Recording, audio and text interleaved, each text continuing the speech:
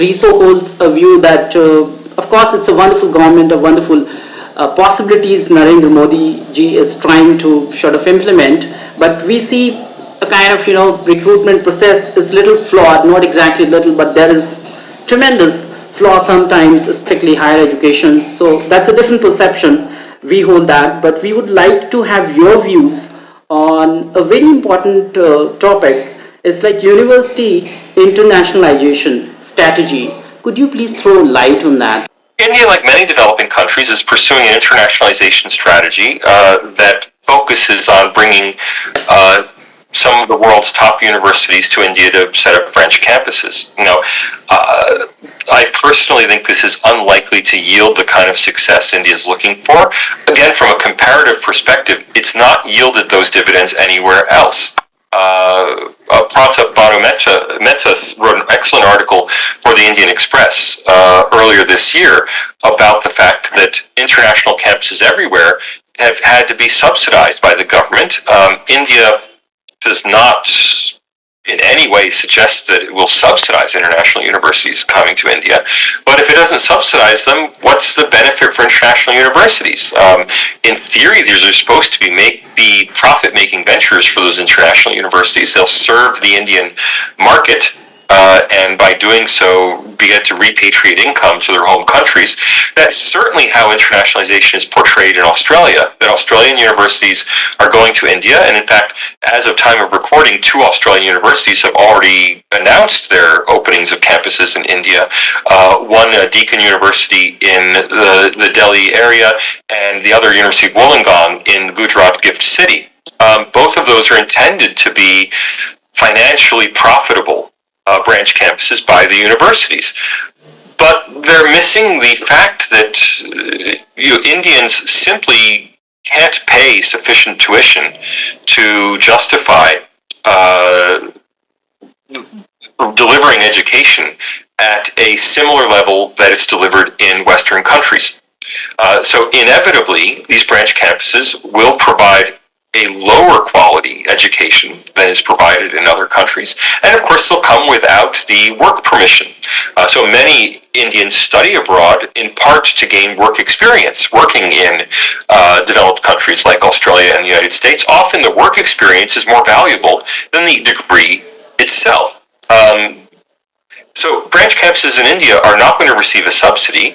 They're not going to have top academics teaching at them because the universities can't afford to pay top academics to be there. They won't conduct research because, again, research is very expensive. It's generally supported by the government.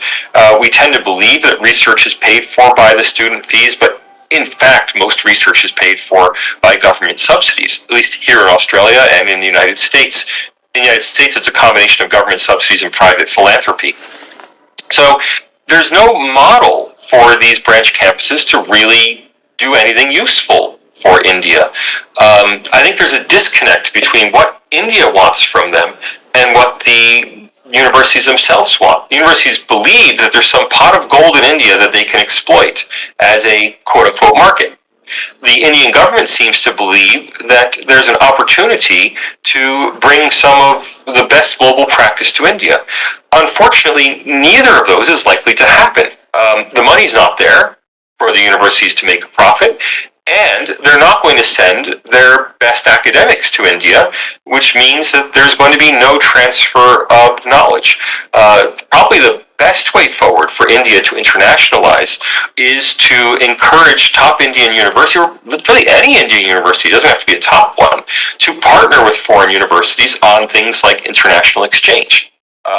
So, for example, a university in India could have an exchange program where it hosts 30 Australian students, 100 American students, every year, gives them a mix of bespoke classes designed just for those students, but also having those international students in ordinary Indian classes to provide both an educational experience for the visiting student who learns about a new culture, but also provides necessary or really important financial support for the Indian university. Since if an Indian university could charge a Stanford University price to host Stanford University students for one semester, Well, that would be a fantastic advantage to the Indian University, which can then provide those Stanford students with an incredible educational experience, maybe not as technically sophisticated as in Palo Alto, but can give them access to a cultural world that's not available